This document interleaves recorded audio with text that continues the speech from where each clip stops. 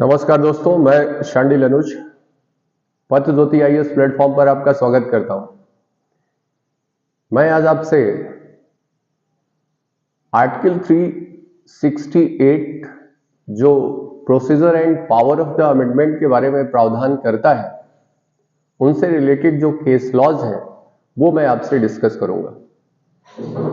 पिछली वीडियो में मैंने अमेंडमेंट के तरीकों के बारे में आपसे बात करा था और मैंने बताया था कि समय बदलता है, देश की परिस्थितियां बदलती हैं, सामाजिक, आर्थिक, राजनीतिक परिदृश्य बदलते हैं और किसी एक समय में निर्मित संविधान किसी एक दूसरे काल में, दूसरे समय में वह अनुपयुक्त हो जाता है।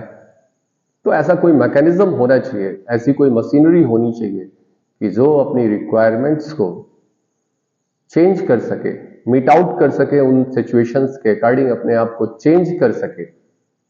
हमने बताया था कि हमारा जो संविधान है वो फेडरल कॉन्स्टिट्यूशन है और जिसमें रिजिडिटी, एक कठोरता, उसका एक लक्षण है।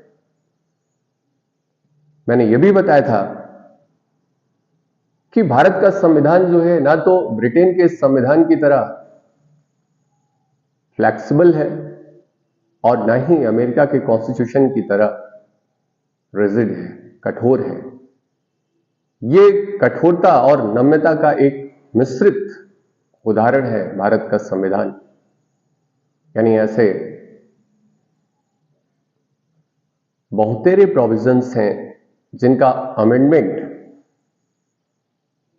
कठोर है और यहां पे कठोरता का अभिप्राय उनके अमेंडमेंट की प्रक्रिया से है, प्रोसीजर ऑफ द अमेंडमेंट। यदि प्रक्रिया कठिन है तो ऐसे संविधान को कठोर संविधान या रिजिड कॉन्स्टिट्यूशन बोला जाता है और फंडामेंटल लॉ ऑफ लैंड होता है, इसे आसानी से नहीं बदला जाना चाहिए। मैंने संविधान के संशोधन में यानी अमेंडमेंट में 3 बातें बताई थी आपको कि अमेंडमेंट का अभिप्राय 3 बातों से है। पहली चीज एडिशन, दूसरी बात वेरिएशन और तीसरी बात रिपील। यानी 3 वर्ड यूज किए गए हैं यदि आपसे अमेंडमेंट के बारे में बात किया जाए। और ये यूपीएससी में इस बार क्वेश्चन आपसे पूछा, अमेंडमेंट मीन्स क्या है? तो वर्ड है addition, second one is variation and third one is a repeal. इसका मतलब यदि संविधान के किसी प्रावधान को जोड़ा जाएगा, उसमें एडिशन किया जाएगा तो भी अमेंडमेंट माना जाएगा। यदि प्रोविजन में वेरिएशन होगा तो भी अमेंडमेंट माना जाएगा और यदि किसी प्रावधान को रिपील किया जाएगा, निरसित किया जाएगा, तो वो अमेंडमेंट माना जाएगा। तो हियर द प्रोसीजर ऑफ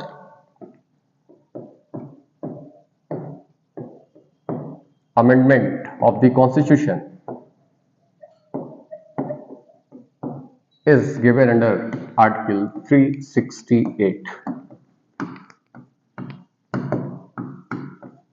ये 368 में बताया गया है कि भारत के संविधान को कैसे संशोधित किया जाएगा और उसकी प्रक्रिया क्या होगी। ओरिजिनली जब आप मार्जिनल हेड पढ़ें, यानी हेडिंग जो 368 की है, तो वहां पे प्रोसीजर वर्ड को यूज किया गया था, ओनली प्रोसीजर। लेकिन 24वें संविधान संशोधन के द्वारा 24th कॉन्स्टिट्यूशनल अमेंडमेंट के द्वारा उसमें पावर एंड प्रोसीजर दोनों को रखा गया। आज हम इसी के क्रम में आपसे देखेंगे कि किस तरीके से 368 का डेवलपमेंट होता है और किस तरीके से इसमें संशोधन किया हुआ है, और केस लॉज के माध्यम से ये हम आपको बताएंगे।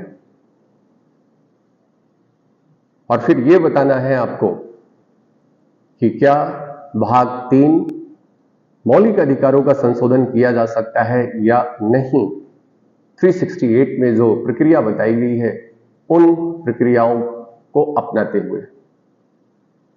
एक बड़ा क्वेश्चन था, तो उसी के क्रम में मैं आपसे केस डिस्कस करूंगा। पहला जो केस है आपका वो शंकरी प्रसाद का केस है।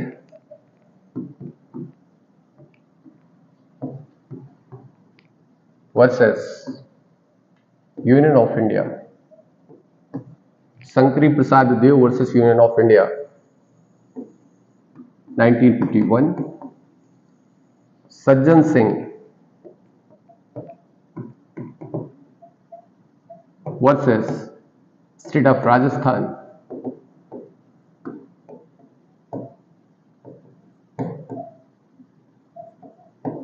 and third one is Golaknath versus state of Punjab,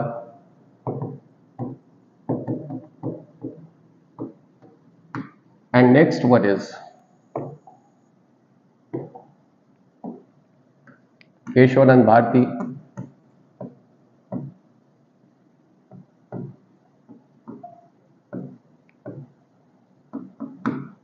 versus state of Kerala,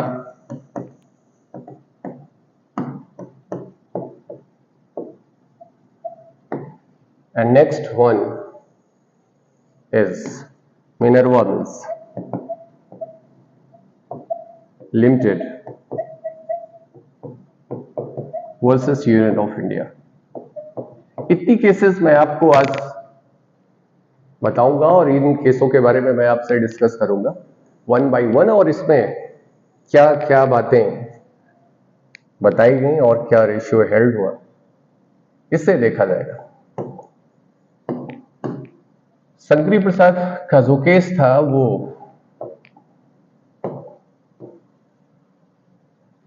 (1951) का केस है, और इस केस में फर्स्ट कॉन्स्टिट्यूशनल अमेंडमेंट को चैलेंज किया गया।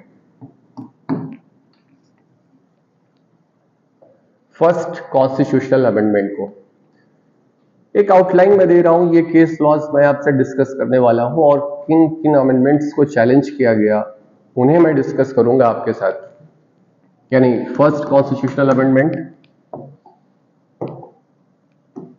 17th constitutional amendment, 24th constitutional amendment and 42nd constitutional amendment. CA का मतलब कॉन्स्टिट्यूशनल अमेंडमेंट। ये प्रावधानों को मैं आपसे डिस्कस करूंगा केस लॉज के थ्रू। और इसके पहले कुछ और बातें मैं आपको बता दूं तो आर्टिकल 13 क्लॉज 1 एंड क्लॉज 2 मैंने पिछली वीडियोस में आप देखेंगे तो इनके बारे में कई बार मैंने चर्चा किया है। इसे teeth guard of the constitution कहा जाता है, watch dog of the constitution कहा जाता है। यह प्रोविजन मैं आपसे डिस्कस करूंगा। 31 ए और बी मैं आपसे डिस्कस करूंगा। 39 बी एंड सी मैं आपसे डिस्कस करूंगा, और इन्हीं के परिदृश्य में रहते हुए, इनके 368 के अधीन रहते हुए इन प्रोविजंस को मैं डिस्कस करूंगा आपसे। और यहां पे थोड़ा सा 91 की भी चर्चा करेंगे आपसे। ये सारे आर्टिकल्स हैं, एक दूसरे को कनेक्ट करना है। थोड़ा सा बेयर आपके पास है तो बेयर जरूर खोल करके बैठिए, मैं समझाने का प्रयास कर रहा हूं आपको। तो 13 जब आप पढ़ते हो तो वहां पे बताया गया है कि स्टेट ऐसा कोई लॉ नहीं बना सकता है, क्लॉज 2 कहता है। स्टेट ऐसा कोई लॉ नहीं बना सकता है जो कि फंडामेंटल राइट्स अर्थात भाग 3 संविधान के पार्ट 3 या फंडामेंटल राइट से इनकंसिस्टेंट हो, असंगत हो, विरोध में हो, प्रतिकूल हो। और यदि वो ऐसा विरोध में है तो वह उस एक्सटेंट तक, उस सीमा तक शून्य होगा जिस सीमा तक वो विरोध में है। यानी सिंपल सी, मैंने कई बार अपने लेक्चर्स में बताए हैं कि if there is a contradiction between the fundamental rights and the legal rights, so there is no doubt in this case the fundamental rights shall prevail, करेगा, मैंडेटरी है। तो यहां पे ये कह रहा है कि स्टेट ऐसा कोई लॉ नहीं बनाएगा, स्टेट ऐसा कोई भी लॉ नहीं बनाएगा जो कि फंडामेंटल राइट्स को एब्रोगेट करता हो, उसे एब्रीज करता हो, उसे न्यून करता हो, उसे छीनता हो। हमारा प्रश्न यह है कि क्या अनुच्छेद 368 के अंतर्गत रहते हुए हम फंडामेंटल राइट्स को अमेंड कर सकते हैं या नहीं? This was the question. ये क्वेश्चन था। तो उसी की भूमिका में मैं आपको ये बता रहा हूं कि आर्टिकल 13 का क्लॉज 2 ये कहता है कि स्टेट ऐसा कोई लॉ नहीं बना सकता है जो कि फंडामेंटल राइट्स को एवरेज करता हो, उससे इनकंसिस्टेंट हो, और यदि है तो वो वाइड होगा। तो ये बात बहुत ही क्लियर है कि ऐसा कोई लॉ नहीं बनाया जा सकता है जो कि फंडामेंटल राइट्स को एब्रोगेट करे, उससे आपको डिप्राइव करे, उस फंडामेंटल राइट से आपसे छीन सके उसे। तो क्वेश्चन ये आया कि आर्टिकल 13 का क्लॉज 2 जब ये कह रहा है तो क्या 368 के अंतर्गत संविधान में क्या कोई ऐसा संशोधन किया जा सकता है जो मौलिक अधिकारों को समाप्त कर सके या मौलिक अधिकारों को ले सके? यह बात क्लियर होनी चाहिए। तो आर्टिकल 13 ये बात आपसे क्लियर करता है, और मैं आपसे फिर से बता रहा हूं, state shall not make any law. ये बात कहां बताई गई है? ये बात 13 में बताई गई है। किस क्लॉज में बताया गया है? क्लॉज 2 में बताया गया है। स्टेट का मतलब कहां? आर्टिकल 12। आर्टिकल 12 आपसे क्या कहता है? आर्टिकल 12 चार बातों को बता रहा है, यानी सेंट्रल गवर्नमेंट एंड पार्लियामेंट। ये सेंट्रल गवर्नमेंट है एंड या और पार्लियामेंट। स्टेट लेजिस्लेचर राज्य विधानमंडल है, और स्टेट गवर्नमेंट और लोकल अथॉरिटी, लोकल अथॉरिटीज। और ये कई बार आप लोगों ने पढ़ा हुआ है और आप जानते हैं अथॉरिटीज। लोकल अथॉरिटीज यानी पंचायत है, आपकी म्युनिसिपैलिटीज है, एंड अदर अथॉरिटी ये स्टेट है। यानी 12 के अंतर्गत स्टेट को डिफाइन किया गया है, और यही बात 36 में बताया गया है जो directive principle of state policy में है। तो जब हम फंडामेंटल राइट्स यानी part 3 directive principle of state policy part 4 में स्टेट शब्द मेंशन करते हैं, तो स्टेट का मतलब ये सारी चीजें हैं। इसका मतलब सेंट्रल गवर्नमेंट क्या है? स्टेट है। पार्लियामेंट क्या है? स्टेट है। स्टेट लेजिस्लेचर क्या है? स्टेट है। स्टेट गवर्नमेंट क्या है? स्टेट है। लोकल अथॉरिटीज क्या है? स्टेट है। अदर अथॉरिटीज क्या है? स्टेट है। स्टेट शैल नॉट, वर्ड है शैल नॉट, और शैल वर्ड जहां भी आए लॉ में इसका मतलब होता है मैंडेटरी, ये होगा ही होगा। में शब्द जहां पे आता है डिस्क्रिशनरी पावर होता है, वहां पे डिस्क्रिशन यूज किया जा सकता है, लेकिन शैल नहीं बनाएगा। मैंडेटरी है। क्या नहीं बनाएगा? तो ऐसा कोई लॉ नहीं बनाएगा। और यहां पे लॉ के अंतर्गत जो बातें बताई गई हैं वो बात बताई गई है 13 क्लॉज 3A में लॉ को बताया गया है। 13 क्लॉज 3 सब क्लॉज A में आपका बता दिया गया है। लॉ मीन्स क्या होता है? लॉ का मतलब होता है कोई भी ऑर्डिनेंस है आपका, ये देखिए जरा, ये कोई ऑर्डिनेंस है, ये लॉ है। कोई ऑर्डर है, वो लॉ है। नोटिफिकेशन है, लॉ है। बाई लॉज है, लॉ है। कोई रेगुलेशन है, लॉ है। Custom and usages having the force of law, ये लॉ है। इसका मतलब कोई अध्यादेश है वो कानून है, कोई ऑर्डर पास हुआ है वो कानून है, कोई नोटिफिकेशन है वो कानून है आपका, कोई बाईलॉज है वो आपका लॉ है। तो कह रहा है कि state shall not make any law.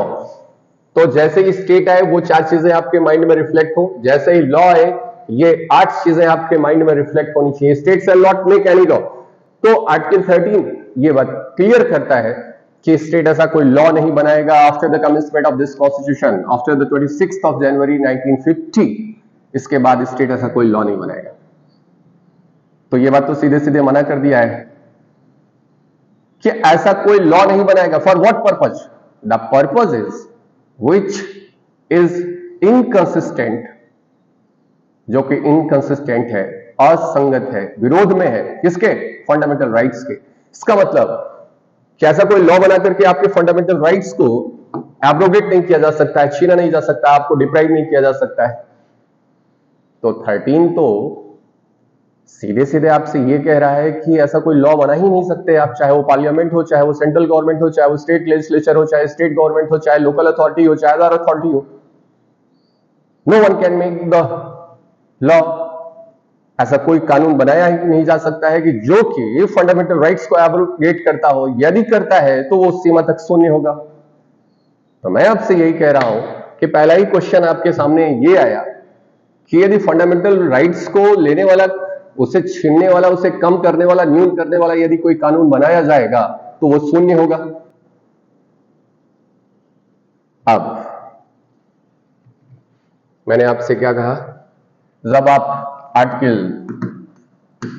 37 पढ़ते हैं, directive principle of state policy, article 37 आपसे ये कहता है कि directive principle of state policy DPSP is not justiciable, is not enforceable by the court of law. सीधे सीधे बता दिया है कि 37 में यह बताया है, स्पष्ट किया गया है कि जो राज्य के नीति निर्देशक तत्व हैं उन्हें इन्फोर्सिबल नहीं किया जा सकता है, किसी कोर्ट में उन्हें लागू नहीं किया जा सकता, बट दे आर मटेरियल। लेकिन ये क्या है? मटेरियल है, इंपॉर्टेंट है while applying in a policy, while making in the any scheme और पॉलिसी बाय द स्टेट। लेकिन जब भी राज्य कोई ऐसी पॉलिसी बनाएगा, कोई ऐसी नीति बनाएगा, तो इन प्रावधानों को वो लागू करेगा। ये महत्वपूर्ण है। मैं आपसे बताना क्या चाह रहा हूं? मैं आपसे ये बताना चाह रहा हूं कि एक तरफ तो कह रहा है कि ये इन्फोर्सिबल नहीं है, as per the convenience, as per the resources of the state. State जो है इन प्रावधानों को अपनी नीतियों में लागू करेगा। ये बात आपके 37 में बता दिया गया। इसका मतलब जो directive principle of state policy है उन्हें लागू किया जाना है, किसके द्वारा? स्टेट के द्वारा। स्टेट के ऊपर ये ऑब्लिगेशन है, मैंडेटरी नहीं है। ये अपने रिसोर्सेस के अकॉर्डिंग उन्हें लागू करेंगे। ये मटेरियल है, महत्वपूर्ण है। और अगेन जब आप 38 पढ़ते हो तो वहां पे वेलफेयर स्टेट का कॉन्सेप्ट आता है। वेलफेयर स्टेट होगा यानी इंडिया कैसा स्टेट होगा? वेलफेयर स्टेट होगा। मैंने आपसे पहली वीडियोस में बताया है, जो रिकॉर्ड कराई थी मैंने, कि 1947 के पहले इंडिया कॉलोनी थी। 1947 से लेकर के 1950 तक वो डोमिनियन स्टेटस को गेन करती है। और 1950 के बाद वो सॉवरेन हो जाती है और वेलफेयर स्टेट हो जाता है। वेलफेयर स्टेट का मतलब यानी पहले जो राज्य थे वो पुलिस स्टेट थे, लॉ एंड ऑर्डर को मेंटेन करना है, आपकी बॉडी और आपकी प्रॉपर्टी को प्रोटेक्ट करना है। स्टेट के कुछ लिमिटेड फंक्शन थे, उनके लिमिटेड जॉब्स थे। लेकिन अब संविधान के लागू होने के बाद आर्टिकल 38 कहता है कि वेलफेयर स्टेट होगा, और वेलफेयर स्टेट का मतलब कि ये वेलबींग्स के लिए काम करेगा। स्टेट, मैं बार बार आपसे कह रहा हूं, स्टेट का मतलब आर्टिकल 12 याद आना चाहिए, आपके माइंड में रिफ्लेक्ट होना चाहिए वो चारों बातें। स्टेट जो है वो लोगों के हित के लिए काम करेगा, इंटरेस्ट में काम करेगा। वेलफेयर स्टेट यानी आपके हेल्थ को लेकर के, आपके एम्प्लॉयमेंट्स को लेकर के, आपकी पॉवर्टी को लेकर के, आपके एजुकेशन को लेकर के, there are so many functions has to be perform by the state. ये करना होगा क्योंकि ये पब्लिक इंटरेस्ट में है। तो मैं आपसे क्या कह रहा हूं कि ये वेलफेयर स्टेट का कॉन्सेप्ट है। और जब अब आप ये मत सोचिएगा कि मैं आपको फंडामेंटल राइट्स और directive principle of state policy पढ़ा रहा हूं। मैं आपको आर्टिकल 368 पढ़ाने के पहले वो थोड़ी सी एक प्रिफेसिया तैयार कर रहा हूं कि जिससे आपकी समझ जो है वो बेहतर हो सके। पहला मैंने आपको क्या बताया कि directive principle of state policy को लागू करना है, राज्य अपनी नीतियों में लागू करेगा। दूसरी चीज मैंने बताया क्यों ऐसा करेगा, क्योंकि कॉन्सेप्ट हमारा जो ऑब्जेक्ट है, जो अचीव करना है गोल, वो है वेलफेयर स्टेट का। और जब आप 39 पढ़ते हो तो 39 में बी और सी दो बातें बताई गई हैं। ये जरा समझिएगा, तभी आपको पहला संविधान संशोधन समझ में आएगा बेहतर तरीके से। तो आर्टिकल 39 बी और सी के बारे में जो प्रावधान किया गया है, 39 बी जो है वो ओनरशिप और कंट्रोल के बारे में बात कर रहा है। यानी जो फिजिकल और मटेरियल रिसोर्सेस होंगे, फिजिकल रिसोर्सेस यानी भौतिक संसाधन जो है, उन पर नियंत्रण और स्वामित्व जो है इस तरीके से ना हो, वो डिस्ट्रीब्यूट होने चाहिए, जिससे कम्युनिटी का, और जो कम्युनिटी के लिए, समुदाय के लिए, लोगों के हित को सब सर्व कर सके। यानी जो भौतिक संसाधन है उनका कंट्रोल और ओनरशिप किसी इंडिविजुअल के हाथों में नहीं होना चाहिए, और वो इस तरीके से डिस्ट्रीब्यूट हो, इस तरीके से बटे हो कि जिससे सामान्य जन का बेस्ट तरीके से उनके उपयोग के लिए आ सके, उनके फायदे के लिए आ सके। तो ये 39 बी में बताया गया। यानी जो भौतिक संसाधन है उनका डिस्ट्रीब्यूशन होना चाहिए for the best subserves of the public. And again C जो है वो कहता है कि जो मीन्स ऑफ प्रोडक्शन है, जो इनकम है, वो इस तरीके से, यानी हमारी आर्थिक व्यवस्था इस तरीके से संचालित हो कि जो आय और उत्पादन के साधन है उनका डेट्रीमेंटल कंसंट्रेशन नहीं होना चाहिए, अहितकर संकेंद्रण नहीं होना चाहिए। ये दोनों बातें क्लियर होनी चाहिए। मैं आपसे क्या कह रहा हूं कि यहां पे कह रहा है कि फिजिकल रिसोर्सेज जो है आपके, जो भौतिक संसाधन है, अभी ऑनरेबल सुप्रीम कोर्ट ने फिजिकल रिसोर्सेज को डिफाइन किया है, मैं कभी केस लॉस में डिस्कस करूंगा आपसे, कि जो फिजिकल रिसोर्सेज है आपके वो डिस्ट्रीब्यूट होने चाहिए, और जिससे कम्युनिटी को, पब्लिक एट लार्ज को बेस्ट तरीके से सब सर्व कर सके, उनके फायदे के लिए आ सके फिजिकल रिसोर्सेज। और इस पर जो ओनरशिप है और जो कंट्रोल है वो कुछ लोगों के हाथों में नहीं होना चाहिए, वो डिस्ट्रीब्यूट होना चाहिए। एंड द सी क्लॉज 39 का सी ये कहता है कि हमारे जो मीन्स ऑफ प्रोडक्शन है और जो इनकम है, यानी हमारी इकोनॉमिक कंडीशन इस तरीके से रन करे कि जो मीन्स ऑफ प्रोडक्शन है, जो उत्पादन के साधन है, जो इनकम आय के साधन है, उनका अहितकर संकेंद्रण ना हो, डेट्रीमेंटल कंसंट्रेशन ना हो, यानी वो एक ही जगह पे ना आए। इसका मतलब वो डिस्ट्रीब्यूटेड होनी चाहिए। तो दो बातें क्लियर हो जानी चाहिए आपकी। तो ये बात कौन बता रहा है आपका? 39 बी सी, और जो संविधान के साथ साथ पैदा होता है, यानी 39 बी और सी कहां आ रहा है? संविधान के साथ आता है। 37 कहां है? संविधान के साथ पैदा हुआ है। तो मैं आपसे ये कह रहा हूं, यहां पे मैंने आपको बताया कि 13 है, ये क्लॉज 2 ये कहता है कि ऐसा कोई लॉ नहीं बनाया जा सकता है जो कि आपके फंडामेंटल राइट्स को एब्रोगेट करे। और 39B और C जो है और 39(8) जो है ये वेलफेयर के बारे में बात कर रहा है। ये डेट्रीमेंटल कंसंट्रेशन को रोकता है, ऐसा कंसंट्रेशन नहीं होना चाहिए means of production and income का। और यहां पे ओनरशिप और कंट्रोल जो फिजिकल रिसोर्सेज है उसे मना करता है कि नहीं होना चाहिए। चूंकि इन प्रावधानों को स्टेट के द्वारा अपने लॉ में लागू किया जाना है, वेलफेयर स्टेट तभी हो सकता है जब ये प्रोविजंस को फॉलो किया जाए, अप्लाई किया जाए अपनी स्कीम्स में। यदि भौतिक संसाधनों का जिन पर इंडिविजुअल का कंट्रोल है, यदि लॉ बना करके यदि उन्हें नहीं लिया जाएगा तो वेलफेयर का कॉन्सेप्ट जो है वो फ्रस्ट्रेट करेगा। और फिर थोड़ा सा पहले चलिए, हिस्ट्री में आपने पढ़ा है, रैयतवाड़ी व्यवस्था आपने देखा हुआ है, महालवाड़ी व्यवस्था आपने देखा हुआ है, परमानेंट सेटलमेंट स्थायी बंदोबस्त की व्यवस्था देखा है, जागीरदारों को आपने देखा है, जमींदारों को आपने देखा हुआ है। यानी ये जो फिजिकल रिसोर्सेज हैं, लैंड जो है वो कुछ लोगों के हाथों में है। बहुत सारे ऐसे लोग हैं जो भूमिहीन हैं, यानी जो फिजिकल रिसोर्सेज हैं उनके पास नहीं है।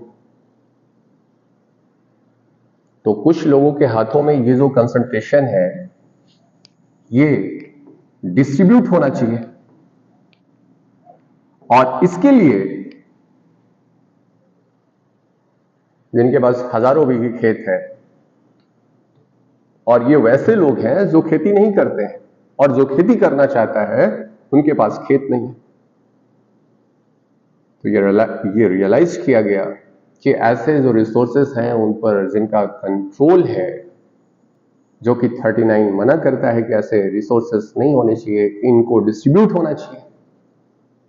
मीन्स ऑफ प्रोडक्शंस जो है उनका डेट्रीमेंटल कंसंट्रेशन नहीं होना चाहिए, यानी उत्पादन के साधनों पर मुट्ठी भर लोगों का ही कब्जा हो, बाकी लोग जो है वो ना पाए, ऐसा हमारा संविधान नहीं कहता है। तो मैं आपसे ये कह रहा हूं कि इन्हें डिस्ट्रीब्यूट किया जाना है। अब ये जमींदारी व्यवस्था को समाप्त करना है।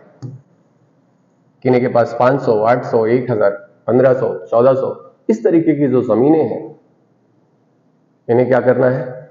इन्हें डिस्ट्रीब्यूट किया जाना है। एक लिमिट्स और एक सीलिंग दिया जाना है कि ऐसी जो जमीनें हैं वो उनसे ली जाए, और जो भूमिहीन है उन्हें ये प्रोवाइड्स किया जाए। तभी तो वेलफेयर का कॉन्सेप्ट आएगा, अदरवाइज वो फ्रस्ट्रेट कर जाएगा। क्योंकि इन लोगों को मीन्स ऑफ प्रोडक्शंस पर और फिजिकल रिसोर्स पर क्या है? डेट्रीमेंटल कंसंट्रेशन है, इसे समाप्त करना है। क्यों? क्योंकि ये directive principle of state policy है, इन्हें लागू करना है। ये लागू करना है तो इनकी जमीनों को लेना है, और यदि इनकी लैंड्स को लेना है तो उसके लिए लॉ बनाना है आपको। और जब आप आर्टिकल 31 पढ़ते हैं, जो बहुत ही इंपॉर्टेंट है, जो आपको जानना है, अभी मजा नहीं आ रहा होगा, आप यही सोच रहे होंगे कि पता नहीं क्या चल रहा है। हम बात कर रहे थे 368 की केस लॉ के बारे में, तो 368 पर ही आ रहा हूं, और 368 पे वो बताना चाह रहा हूं आपको कि जिसके द्वारा पहला संविधान संशोधन किया गया। Just try to understand. तो आर्टिकल 31 ये आपको पता है, ये आपका फंडामेंटल राइट है। आर्टिकल 19(1)(f) जो है ये फंडामेंटल राइट है। तो आर्टिकल 31 जो है इस बात को इंश्योर करता है किसी भी व्यक्ति को उसकी संपत्ति से वंचित नहीं किया जा सकता है। nobody shall be deprived of his property except saving authority by law। यानी किसी भी व्यक्ति की जिसकी अपनी जो संपत्ति है, except the authority of law, विधि के प्राधिकार के अलावा लिया नहीं जा सकता है, उससे उसको डिप्राइव नहीं किया जा सकता है। तो अब आप देख रहे हो आर्टिकल 31 जो है वो इस बात को मना करता है कि किसी व्यक्ति के प्रॉपर्टी को आप ले नहीं सकते हो। ये उसका फंडामेंटल राइट है। और directive principle of state policy कह रहा है कि जब तक आप ये लेंगे नहीं तब तक ये जो ऑब्जेक्टिव आपका है वेलफेयर का वो संभव ही नहीं है। तो लैंड के रिफॉर्म से रिलेटेड लॉज की आवश्यकता पड़ी। मैंने क्या बताया? The constitution which was made और draft in one era sometimes found inadequate in a different era.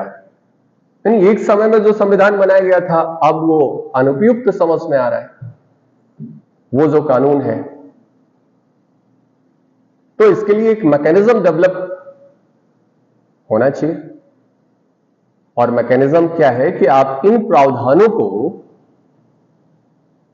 According to the circumstances and situation and need of the society आप उन्हें चेंज कर सकते हैं, अमेंड कर सकते हैं। But there is a contradiction.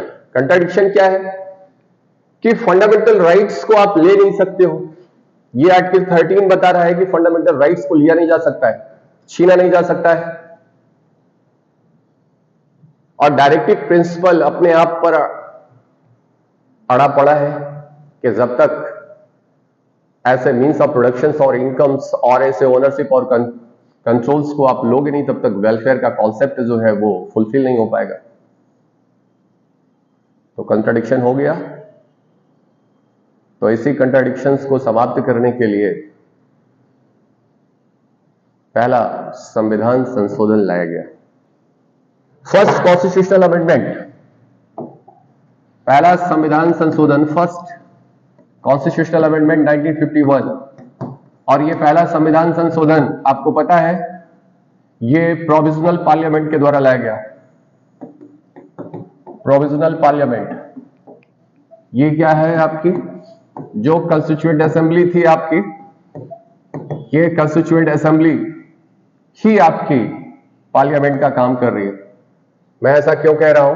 क्योंकि आपको पता है कि 1952 में आरएस एस्टैब्लिश होता है और 1952 में ही पहला इलेक्शन होता है आपका लोकसभा का। और ये जो पहला संशोधन आया है वो 1951 का, वो इनके द्वारा हो रहा है। और ये कौन है? कंस्टिट्यूएंट असेंबली, जो कि आपके संसद के तौर पर कार्य कर रही है। और फर्स्ट कॉन्स्टिट्यूशनल अमेंडमेंट के द्वारा क्या लाया गया? तो ये इंपॉर्टेंट है आपका। फर्स्ट कॉन्स्टिट्यूशनल अमेंडमेंट के द्वारा 31A जोड़ा गया और B जोड़ा गया। ध्यान रखिएगा 31A and B, 31A and B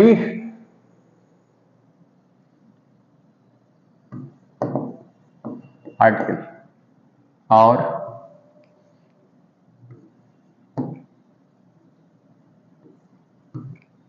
ये मैं जो बताया था आपको वो 31 था। ये जो जोड़ा गया है वो 31A एंड B जोड़ा है। और आपको पता है कि भारत का संविधान जब पैदा हुआ था तो 8 शेड्यूल को लेके आया था, शेड्यूल, जबकि इसमें 9th शेड्यूल जोड़ा गया। तो फर्स्ट कॉन्स्टिट्यूशनल अमेंडमेंट के द्वारा 9th शेड्यूल ऐड हुआ और 31A कैपिटल A और कैपिटल B को जोड़ा गया।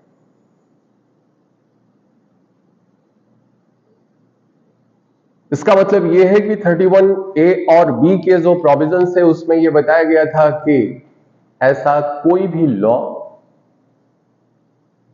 जो किसी स्टेट को, स्टेट यानी मैं बता रहा हूं स्टेट्स, नॉट अ स्टेट, ये संपदा की बात कर रहा है, जो स्टेट्स को लेता है उसे मैनेज करने के लिए फॉर द टाइम बिंग ऐसा उसका एक्विजिशन करता है, या फॉर द पब्लिक इंटरेस्ट किसी प्रॉपर्टी को मैनेज करने के लिए लेता है कुछ समय के लिए या पूरी तरीके से। यदि ये किसी लॉ के द्वारा ऐसा किया जा रहा है, कानून के द्वारा किया जा रहा है, तो ऐसा जो कानून होगा वो आर्टिकल 13 के क्लॉज 2 में किसी बात के होते हुए भी वह वाइड नहीं होगा, शून्य नहीं होगा, क्योंकि आर्टिकल 13 का क्लॉज 2 आपका ये बता रहा है ना, आर्टिकल 13 क्लॉज 2 कहता है कि ऐसा कोई लॉ बनाया ही नहीं जा सकता है, ऐसा कोई लॉ बनाया नहीं जा सकता है जो कि आपके फंडामेंटल राइट्स को डिप्राइव करता हो। तो फर्स्ट कॉन्स्टिट्यूशनल अमेंडमेंट के द्वारा यह बता दिया गया कि यदि ऐसा किसी लॉ के द्वारा आपकी प्रॉपर्टी आपके स्टेट्स को लिया जाता है, एक्वायर किया जाता है फॉर द पब्लिक इंटरेस्ट, या आपकी किसी प्रॉपर्टी को मैनेज करने के लिए लिया जा रहा है, थ्रू द लॉ लिया जा रहा है, तो ये जो लॉ है वो वाइड नहीं होगा, ये बात बता दिया गया। और 31B में यह बता दिया गया है कि वैलिडेटिंग द सर्टेन एक्ट्स, यानी ये जो अधिनियम है, जो लॉ बनाया गया है, यदि इस लॉ को 9th शेड्यूल में रख दिया गया है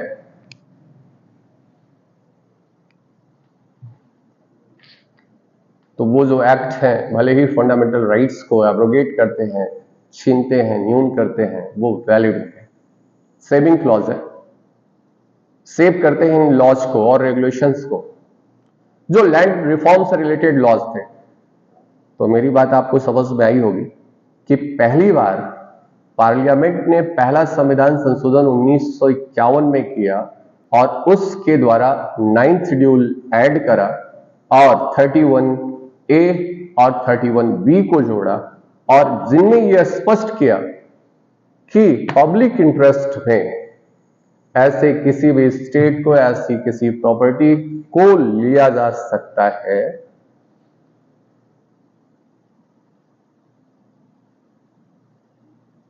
और इसके लिए जो लॉ होगा वो वाइड नहीं होगा, भले ही वो फंडामेंटल राइट से इनकंसिस्टेंट हो। और प्रोवाइजो में दिया गया है कि उसके लिए जो मार्केट प्राइस है उसके बदले में आपको कंपनसेशन प्रोवाइड किया जाएगा, यानी प्रतिकर दिया जाएगा उसके एवज में। अब आप देखिए, इतनी बातें आपको यदि समझ में आ गई हो तो मैं अब केस लॉ पे चलता हूं। तो इस फर्स्ट कॉन्स्टिट्यूशनल अमेंडमेंट को, जिसके द्वारा ये प्रोविजन इंसर्ट किए गए थे जो फंडामेंटल राइट्स को वायलेट कर रहे थे, इसे चैलेंज किया गया Shankari Prasad Deo versus Union of India की केस में, जो 1951 का केस है। और यहां पे पिटिशनर के द्वारा इस बात को रेज किया गया कि चूंकि यह संविधान जो संशोधन है वो मौलिक अधिकारों का उल्लंघन करता है, हनन करता है, उन्हें छीनता है, न्यून करता है, और इसलिए ये अनकॉन्स्टिट्यूशनल है। तो ऑनरेबल सुप्रीम कोर्ट ने इस अमेंडमेंट को कॉन्स्टिट्यूशनल माना और यहां पे यह स्पष्ट किया, शंकरी प्रसाद की केस में यह बात क्लियर की गई कि लॉ जो है एक ऑर्डिनरी लॉ है, जो ऑर्डिनरी लेजिस्लेटिव प्रोसेस को फॉलो करते हुए लॉ बनाया जाता है, और दूसरा जो कंस्टिट्यूएंट पावर को यूज करते हुए लॉ को बनाया जाता है। तो यहां पे जो अंडर आर्टिकल 368 के अंतर्गत जो लॉ बनाया गया है, वो लॉ जो है वो आर्टिकल 13 के अंतर्गत लॉ में नहीं आता है। मेरी बात आपको समझ में आई? मैंने आपसे क्या कहा कि यहां पे जो लॉ शब्द को बताया गया है वो कॉन्स्टिट्यूशनल अमेंडमेंट एक्ट जो बनाया गया है, जो लॉ बनाया गया है, वो लॉ इसके परव्यू में नहीं आता है। इसका मतलब कि कॉन्स्टिट्यूशनल अमेंडमेंट के द्वारा, कंस्टिट्यूएंट पावर के द्वारा पार्लियामेंट 368 के प्रोसीजर को फॉलो करते हुए फंडामेंटल राइट्स को डिप्राइव करने वाला उससे इनकंसिस्टेंट कोई लॉ बना सकता है। This was the ratio which was held in a case of Shankari Prasad. पहला केस है 1951 का केस है। एंड अगेन सज्जन सिंह का केस, मैंने आपको दूसरा केस जो बताया था, सज्जन Singh versus Rajasthan, state of Rajasthan. ये जो राजस्थान का केस है,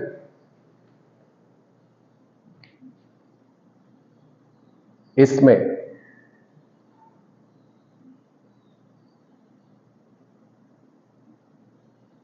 शंकरी प्रसाद के मामले में जो रेशियो आया था उस रेशियो को अपहोल्ड किया गया, अपहेल्ड किया गया। और यहां पे ये बताया गया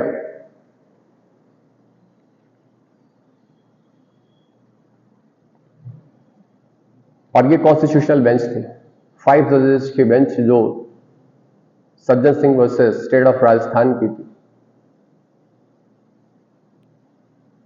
और इसमें जो चैलेंज किया गया वो 70th कॉन्स्टिट्यूशनल अमेंडमेंट को चैलेंज किया गया था। ध्यान रखिएगा, 17th कॉन्स्टिट्यूशनल अमेंडमेंट को चैलेंज किया गया।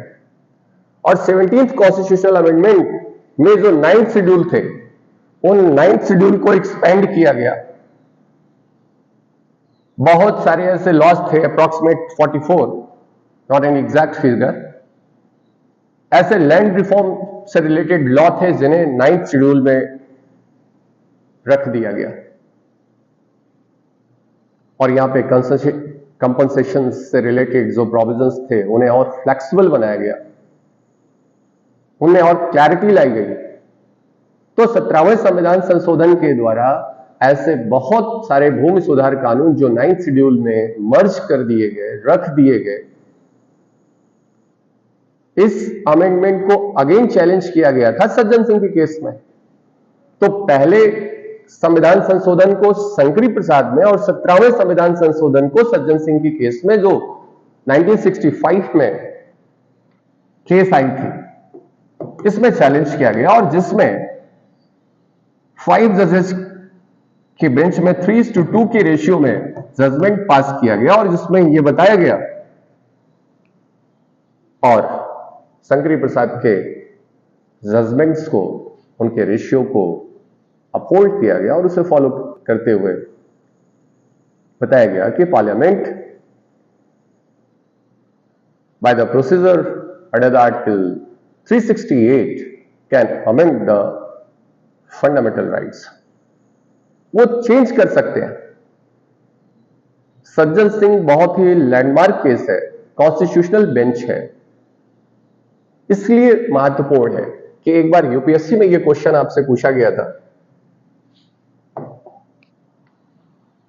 जो डिसेंटिंग ओपिनियन थी justice Hidayatullah, honourable justice Hidayatullah and justice Mudholkar, dissenting opinion आपको पता है, dissenting opinion sometimes become a majority opinion and that's why हम लोग डिसेंटिंग ओपिनियन को भी पढ़ते हैं। ऐसे तमाम केसेस हैं, बहुतेरे आपको मिल जाएंगे केसेस जहां पे किसी केस में वो डिसेंटिंग है और आगे चल करके वही मेजॉरिटी बन जाती है। मैं आपसे ये बताना चाह रहा हूं कि जस्टिस मुधोलकर का ये स्टेटमेंट था कि yes, parliament has a power to amend the fundamental rights but there are a certain और basic fundamental structures in our constitution that cannot be changed, that cannot be amended. फिर से मैं बता रहा हूं, जस्टिस मुधोलकर का ये स्टेटमेंट था कि हमारे कॉन्स्टिट्यूशन में ऐसे कुछ फंडामेंटल फीचर्स हैं that can not be amended. तो वर्ड्स देखिए यहां पे क्या यूज हुआ है, fundamental features of the constitution that can not be changed, that can not be amended. यानी फंडामेंटल फीचर, यानी भारतीय संविधान में ऐसे कुछ प्रावधान हैं जो कि बहुत ही मूलभूत हैं, जिन्हें बदला नहीं जा सकता है। Yes, parliament can amend fundamental right, but not all the fundamental features. मैं आपसे जो बताना चाह रहा हूं कि ये जो जस्टिस मुधोलकर का स्टेटमेंट था, यही आगे चल करके आप लोगों ने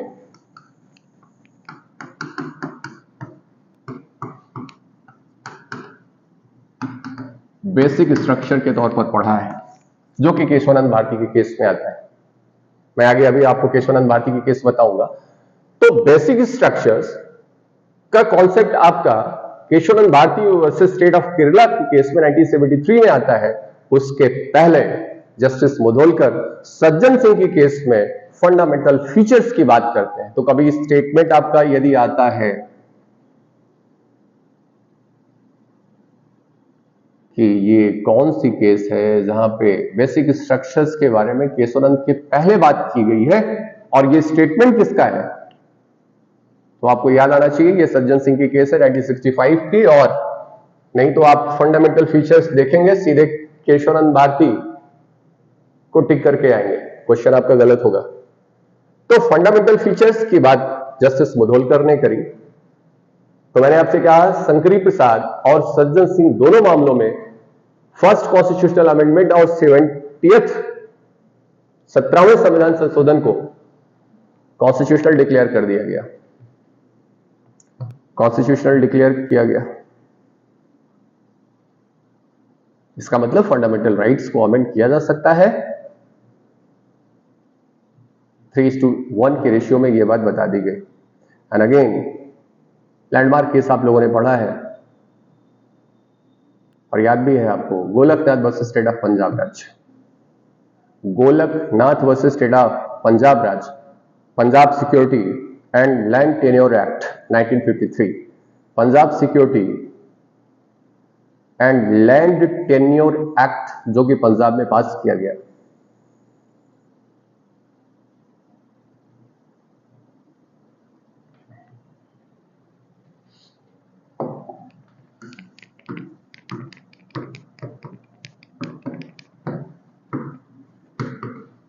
स्टेट ऑफ पंजाब,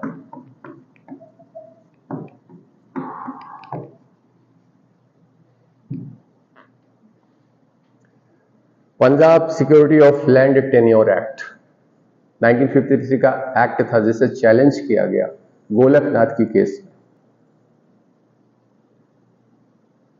और आपको पता है कि गोलकनाथ की केस में पहले के दोनों judgements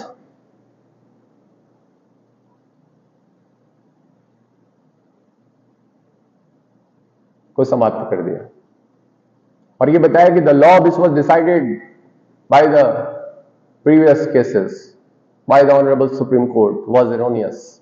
the law was erroneous. जो लॉ डिसाइड किया गया, जो रेशियो डिसाइड किया गया शंकरी प्रसाद और सज्जन सिंह के मामले में, वह गलत था। और उन्होंने कहा कि आर्टिकल 368 के अंतर्गत, अच्छा केस है आपको पढ़ना है, 368 में कहा गया कि यहां पे जो बात बताई गई है आर्टिकल 368 में प्रोसीजर के बारे में बात किया गया है, procedure of amendment, procedure of the amendment.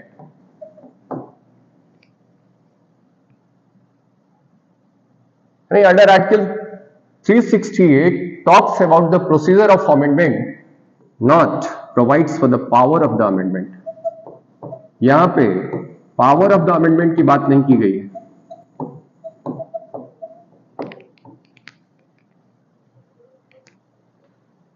ये बात क्लियर है आपको?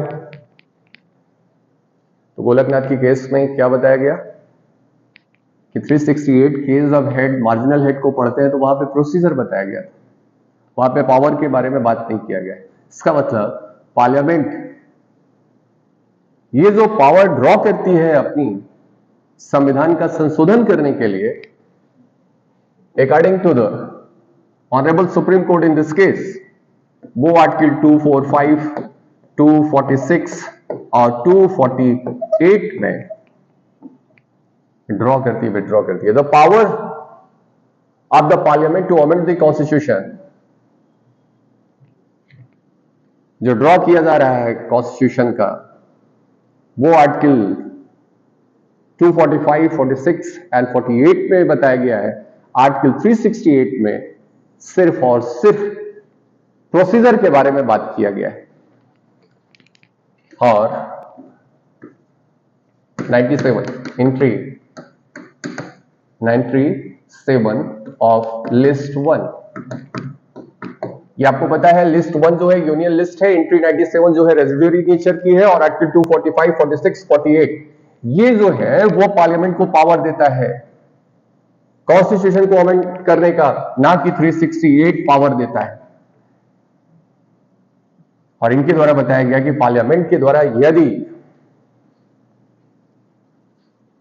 लॉ बना करके फंडामेंटल राइट्स को लिया जाता है, उसे एब्रोगेट किया जाता है, उसे अब्रीच किया जाता है, उससे डिप्राइव किया जाता है, तो ये बात अनकॉन्स्टिट्यूशनल होगी, ये वाइड होगा। यानी एक मेजर फोर्स लाया गया और ये दो के दोनों जजमेंट्स को ओवर रूल कर दिया गया जो पहले से बताए गए थे शंकरी प्रसाद और सज्जन सिंह के मामले में, जिसमें बताया गया था कि फंडामेंटल राइट्स को अमेंड किया जा सकता है, और यहां पे बताया गया कि नहीं, यहां पे फंडामेंटल राइट्स को अमेंड नहीं किया जा सकता है। और उन्होंने बताया कि 368 के अंतर्गत सिर्फ प्रोसीजर के बारे में बात की गई है, पावर के बारे में बात नहीं किया गया। पावर जो है वो 245 में दिया गया है,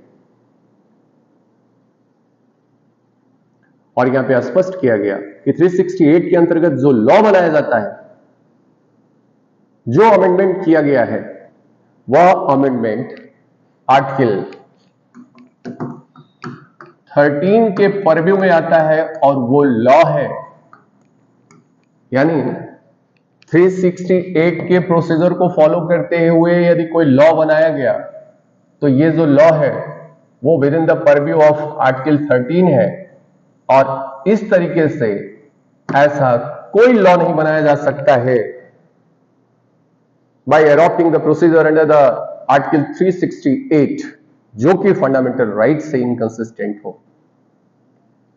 तो इसका मतलब कि 368 में जो लॉ बनाया गया वो लॉ है अंडर आर्टिकल 13, और स्टेट ऐसा कोई लॉ नहीं बना सकता है, क्योंकि पार्लियामेंट जो है वो स्टेट है, और वो ऐसा कोई लॉ नहीं बना सकता है जो कि फंडामेंटल राइट से इनकंसिस्टेंट हो।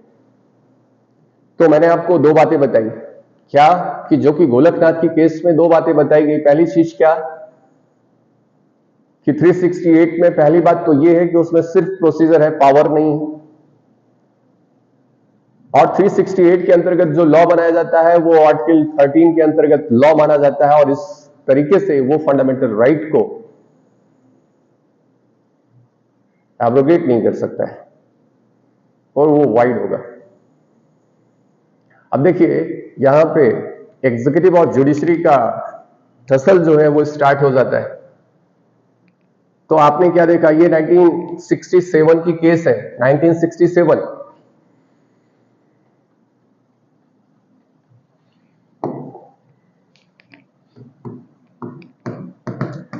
तो गोलकनाथ की केस में बता दिया गया जस्टिस सुब्बाराव के द्वारा, नहीं बेटा आप नहीं कर सकते हो, you can not amend the fundamental rights. तो फंडामेंटल राइट्स को अमेंड नहीं किया जा सकता है। और यहां पे क्या बताया गया, कहा कि देखो ये जो जजमेंट का इफेक्ट होगा वो प्रोस्पेक्टिव होगा, रेट्रोस्पेक्टिव नहीं होगा। दो तरीके के लॉ होते हैं, दो तरीके के, आपको पता है ये आज का कानून है, और रेट्रोस्पेक्टिव का मतलब है कि वो पीछे से लागू होगा, भूत लक्षी है, और प्रोस्पेक्टिव का मतलब वो आगे से लागू होगा। तो 1967 में ये जजमेंट आ रहा है और इन्होंने कहा कि आज के बाद से, इसका मतलब कि अब आगे ऐसा कोई लॉ नहीं बनाया जा सकता है जो कि फंडामेंटल राइट से इनकंसिस्टेंट हो।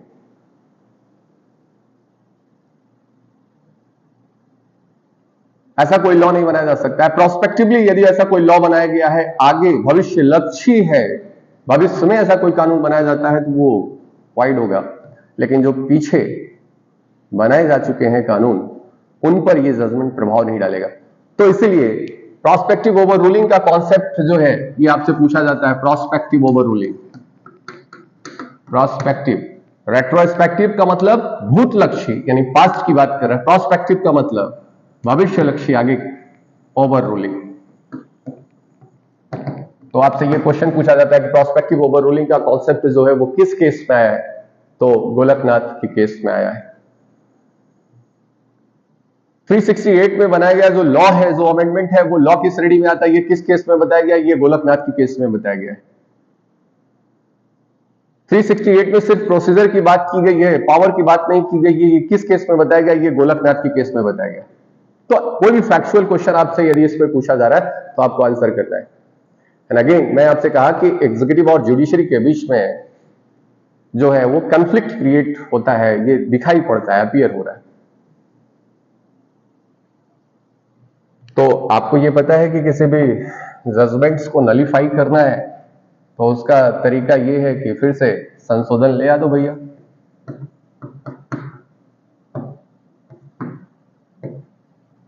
यानी अमेंडमेंट ले आइए आप क्या ले आएंगे? पार्लियामेंट।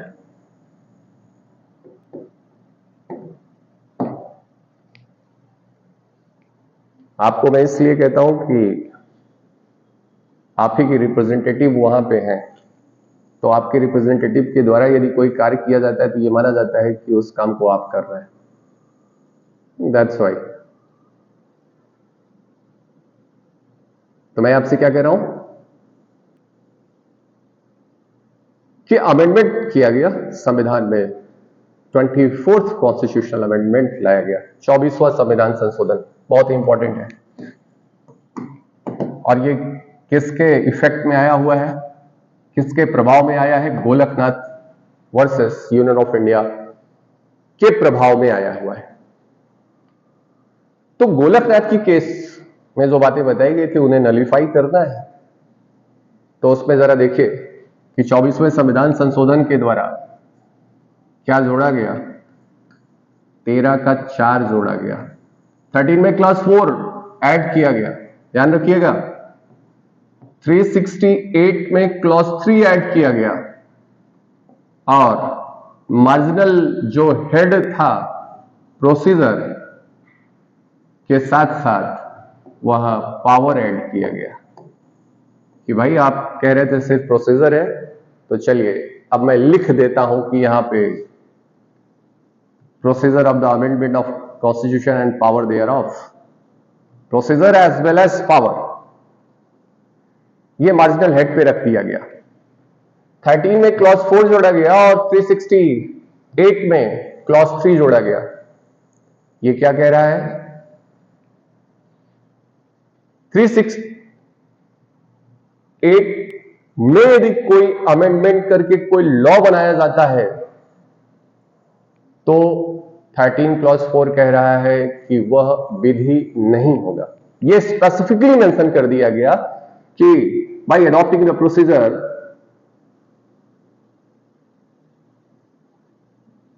ऑफ 368, यदि कोई भी लॉ बनाया गया तो ऐसी स्थिति में वह अनुच्छेद 13 के अंतर्गत, आर्टिकल 13 के अंतर्गत लॉ नहीं माना जाएगा। तो अभी तक तो ये डाउटफुल था, अनरिटन था, कहीं पे लिखा नहीं गया था, तो ये एक इंटरप्रिटेशन था कि 368 के अंतर्गत यदि कोई लॉ बनाया जाएगा तो वो लॉ होगा। तो गोलकनाथ के जजमेंट्स को नलिफाई करने के लिए यह बात स्पष्ट तौर पर 13 के क्लॉज 4 में मेंशन कर दिया गया कि 368 में जो लॉ बनाया जाएगा वो 13 के अंतर्गत जो लॉ है उसमें शामिल नहीं होगा।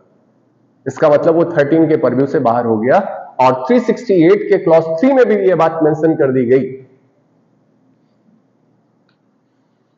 चलो भैया,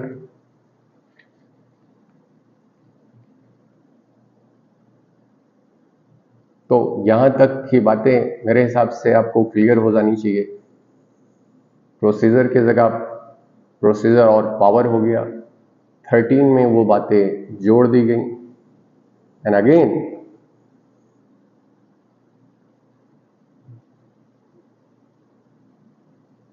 अब अगली केस जो है वो आपकी केशवानंद भारती की केस है। ये 1971 में अमेंडमेंट होता है। 1971 1971 में ये 24वां संविधान संशोधन किया गया है। और आप देखिए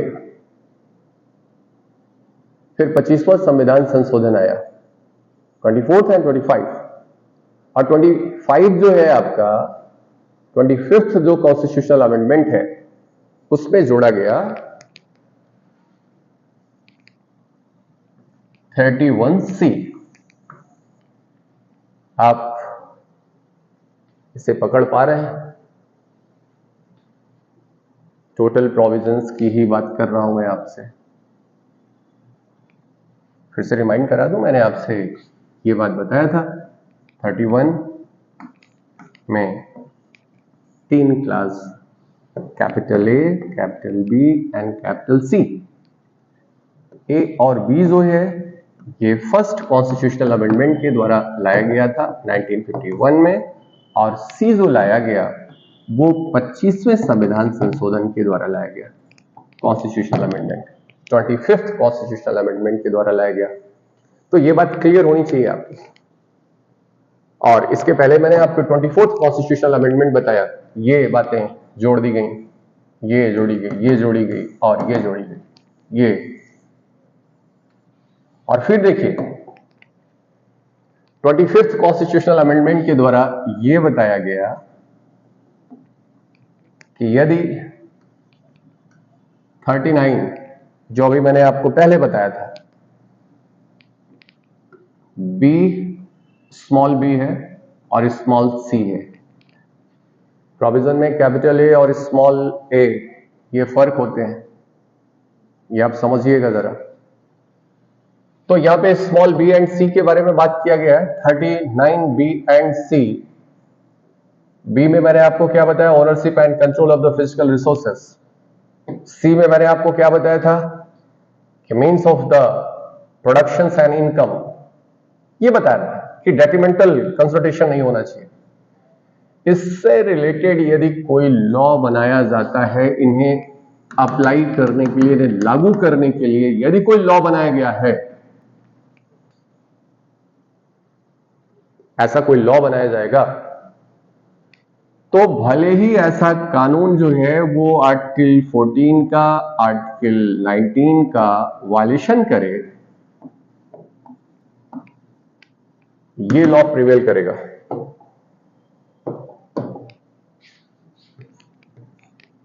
फिर से मैं आपको एक बार बता रहा हूं, ये बात फिर से समझिएगा। 25th कॉन्स्टिट्यूशनल अमेंडमेंट के द्वारा 31C को जोड़ा गया। 31C में यह प्रावधान किया गया कि 31C में यह प्रोविजन किया गया कि 39B और C के प्रावधानों को लागू करने के लिए यदि स्टेट ने कोई लॉ बनाया है, ये लॉ भले ही आर्टिकल 14 का और आर्टिकल 19 का वायलेशन करे, तो ये लॉ प्रिवेल करेगा। तो अब जरा देखो यार,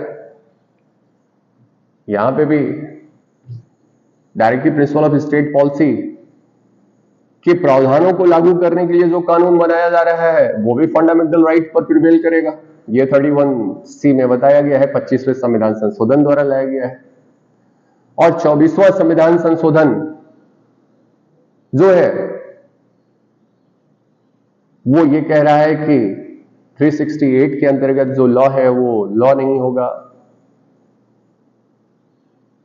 368 में जो है प्रोसीजर नहीं, पावर भी है।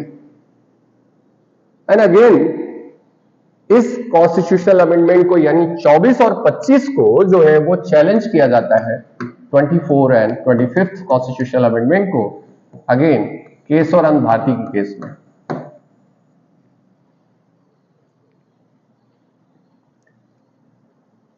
केशवानंद भारती का केस 1973, 13 जजेस बेंच, लार्जेस्ट बेंच।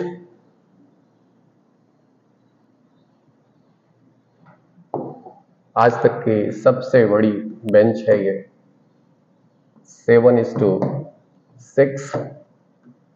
13 जजेस, जस्टिस सीकरी के द्वारा मेजॉरिटी का जजमेंट लिखा जा रहा है। अब जरा देखिए, यहां इस बात को चैलेंज किया गया केशवानंद भारती के केस में। तो केशवानंद भारती के केस में यह बात क्लियर की गई कि पार्लियामेंट अपने कंस्टिट्यूएंट पावर को यूज करते हुए, अपनी संविधायी शक्ति का प्रयोग करते हुए मौलिक अधिकारों में संशोधन कर सकता है। पार्ट 3 में अमेंडमेंट कर सकता है, लेकिन वह किसी भी प्रावधानों का अमेंडमेंट नहीं कर सकता है।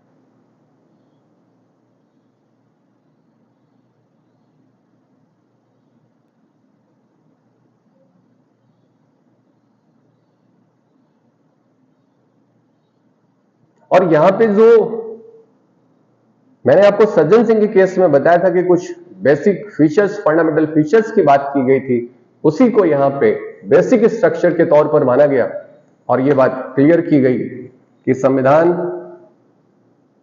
के कुछ ऐसे प्रावधान जो उसका बेसिक स्ट्रक्चर्स बनाते हैं, जो आधारभूत संरचना तैयार करते हैं, ढांचा तैयार करते हैं, पार्लियामेंट अपनी कंस्टिट्यूएंट पावर को यूज करते हुए उन्हें अमेंड नहीं कर सकती है। पावर तो है उन्हें कॉन्स्टिट्यूशन का अमेंड करने का, but this power is a limited power. ये अनलिमिटेड पावर नहीं, एब्सोल्यूट पावर नहीं, एक्सट्रीम पावर नहीं है आपके पास। So you can not change everything और any provision of the constitution. You can only, means parliament can change, can amend only those provisions which is not a part of the basic structure. तो जो justice मुदोलकर के द्वारा basic fundamental features के बारे में बात किया गया था, वही चल करके आगे आपका बेसिक स्ट्रक्चर हुआ और उन्हें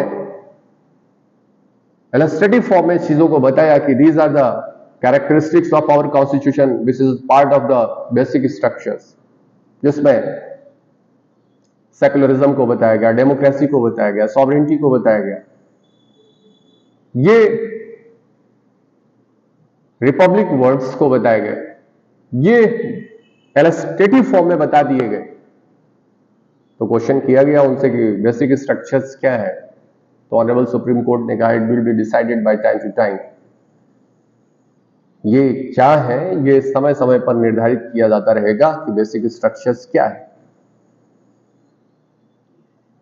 तो आपको ये पता है कि जब आपको जुडिशरी पढ़ा रहा था, जुडिशरी के लेक्चर्स को, तो ये जो जजमेंट था वो गवर्नमेंट के अगेंस्ट है,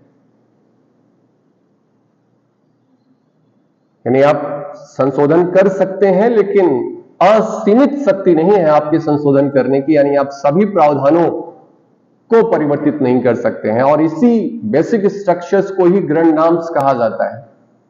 जूरिस्प्रूडेंस में केल्सन ग्रैंड नॉर्म्स कहते हैं, that can not be change, that can not be challenged, जिसे चेंज नहीं किया जा सकता है, जिसे चैलेंज नहीं किया जा सकता है, यही ग्रैंड नॉर्म्स है। तो पूरा संविधान नहीं है, वो भाग जो अनअमेंडेबल है। तो केशवानंद भारती की केस में यह बात गवर्नमेंट के खिलाफ चली गई। तो 42nd कॉन्स्टिट्यूशनल अमेंडमेंट, अगेन 42वां संविधान संशोधन, 42nd कॉन्स्टिट्यूशनल अमेंडमेंट के द्वारा 368 में क्लॉज 4 और क्लॉज 5, 4 और 5 जोड़ा गया। बेयर एक्ट यदि आपके पास है तो खोल करके देखें आप। Clause 4 and 5, this was incited by the 42nd constitutional amendment. 73 का केशवानंद भारती का केस है और 76 में 42nd कॉन्स्टिट्यूशनल अमेंडमेंट को लाया गया और जिसमें यह बताया कि पार्लियामेंट अपनी संवैधानिक शक्ति का प्रयोग करते हुए by using the constituent power, parliament can amend the any provision of the constitution. और कोर्ट जो है उसे रिव्यू नहीं कर सकती है, ऐसे किसी भी प्रोविजंस को कॉल इन क्वेश्चंस नहीं कर सकती है, उस पर उसका जुडिशियल रिव्यू नहीं कर सकती। ये कोर्ट के पास पावर नहीं होगा। इसका मतलब कि जो कि केशवानंद भारती के केस में यह बताया गया था कि यह शक्ति असीमित नहीं है, इस बात को नलीफाई करने के लिए 42nd कॉन्स्टिट्यूशनल अमेंडमेंट में 4 और 5 जोड़ करके यह बताया गया कि मैं यानी पार्लियामेंट अपनी कंस्टिट्यूएंट पावर को यूज करते हुए किसी भी प्रावधानों का संशोधन कर सकता हूं और ऐसा कोई भी, जब आप क्लॉज 5 पढ़ते हैं तो वहां पे सीधे लिखा हुआ है, क्लॉज 5 में यह बात स्पष्ट तौर पर लिखी गई है, for the removal of the doubt, for the removal of the doubt, यानी संदेह को समाप्त करने के लिए इट इज डिक्लेयर्ड। वर्ड्स देखिए, डिक्लेयर करता है, क्या डिक्लेयर किया जा रहा है? क्या ऐसा कोई भी वेरिएशन, कोई भी रिपील या कोई भी एडिशन जो कि पार्लियामेंट के द्वारा किया जा रहा है उसे कॉल इन क्वेश्चन नहीं किया जा सकता है, उसका जुडिशियल रिव्यू नहीं किया जा सकता है। यानी एग्रेसिव लैंग्वेज दिख रही है आपको यदि आप इस प्रोविजन को पढ़ें और देखें। It is declared for the removal of the doubt, यानी ऐसा कोई डाउट है तो उसे क्लियर किया जा रहा है और ये बात डिक्लेयर की जा रही है। तो दो चीजें मैंने बताया कि वो अपने कंस्टिट्यूएंट पावर को यूज करते हुए किसी भी प्रोविजन को अमेंड कर सकता है। एक झांसी पावर है जो कि केशवानंद भारती में मना कर दिया गया था कि yes you have a power but you have not absolute power. तो यहां पे क्लास 4 और 5 में बताया गया yes I have absolute power and no court has a power to call in a question whatever the addition, variation or repeal is done by the amendment. And again, this 42nd constitutional amendment was challenged in Minerva Mills case. और ये Minerva mills की case में फिर से challenge किया गया 9 जजेस bench के द्वारा। Class 4 and 5 of the article 368 को अनकॉन्स्टिट्यूशनल डिक्लेयर कर दिया गया और 13 जजेस bench Keshavananda Bharati versus state of Kerala के मामले को अपहोल्ड किया गया और बताया गया कि संविधान अपनी संवैधानिक शक्ति का प्रयोग करते हुए संविधान के प्रावधानों का संशोधन कर सकती है लेकिन उसके आधारभूत संरचना का नहीं कर सकती है। This is all about the amendment.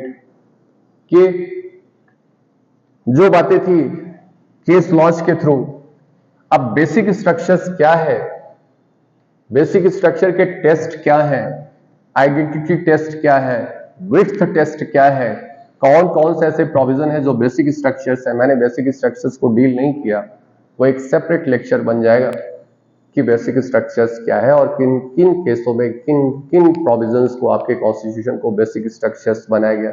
मेरा सिर्फ आज जो कंसर्न था वो ये दिखाना था कि whether the fundamental right of the constitution can be amended or not। तो इसके लिए मैंने आपको केस लॉज जो बताए, पहला शंकरी का केस बताया, दूसरा सज्जन सिंह का केस बताया, तीसरा जो है गोलकनाथ का केस बताया, फिर उसके बाद मैंने आपको केशवानंद का केस बताया, फिर मैंने आपको मिनर्वा मिल्स का। शंकरी प्रसाद की केस जो है उसमें फर्स्ट कॉन्स्टिट्यूशनल अमेंडमेंट को चैलेंज किया गया। इसमें 17th कॉन्स्टिट्यूशनल अमेंडमेंट को, यहाँ पे Punjab security land tenure acts को, और यहाँ पे 24वें और 25वें संविधान संशोधन को, और मिनर्वा मिल्स के मामले में 42वें संविधान संशोधन को चैलेंज किया गया था।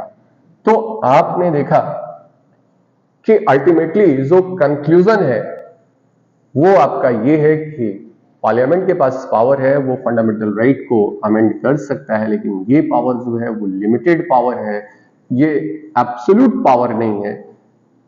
क्योंकि ये जो लिमिटेड पावर है, limitations of the amendment itself a basic structure, यानी संशोधन पर जो सीमा है वो अपने आप में बेसिक स्ट्रक्चर्स है, that can not be amend, that can not be changed, ये उसे नहीं किया जा सकता है। वीडियो अच्छा लगा होगा तो लाइक करिएगा, शेयर करिएगा, सब्सक्राइब करिएगा।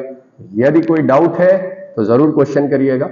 हाँ, टफ है थोड़ा सा, प्रोविजन के साथ मैं चला हूं, बेयर के साथ आप पढ़ेंगे तो शायद हेल्पफुल हो आपके लिए। Thank you. जय हिंद, जय भारत।